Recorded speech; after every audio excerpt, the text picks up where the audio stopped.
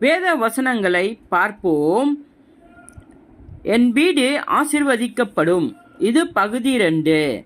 என் வீட்டின் அலங்காரம் கர்த்தருடைய வசனங்கள். அவைகளை என் வீட்டு நிலைகளிலும் வாசல்களிலும் எழுதுவேன். உபாகமம் 6:9. நான் என்னுடைய வீட்டில் இருக்கிறவர்களோடு கர்த்தருடைய வாக்குத்தத்தங்களையும் கற்பனைகளையும் குறித்து பேசுவேன். உபாகமம் 6:7. பிறகு 11:20. அருவருப்பான விக்கிரங்களையும் கர்த்தருக்கு பிரியமில்லாதவைகளையும் என் வீட்டிற்கு கொண்டு வரமாட்டேன். உபாகமம் 7:26.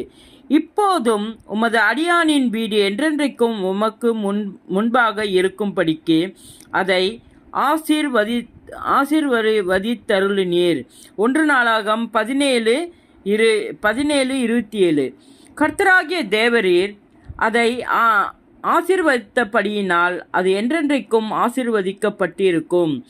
1 நாளாகமம் 17:27. எனக்கு வீடு கட்டுவேன் என்று என் தேவனாகிய நீர் உமது அடியேன் செவி கேட்க வெளிப்படுத்தினீர். 1 நாளாகமம் 17:25. ஞானம் தன் வீட்டை கட்டி தன் 7 தூண்களையும் சித்திரம் தீர்த்தது போல கர்த்தருக்காக ஆவிக்குரிய வீட்டை கட்டுவேன். நீதிமொழி 9:1. இயேசுவின் நாமத்தில் இது பகுதி 2.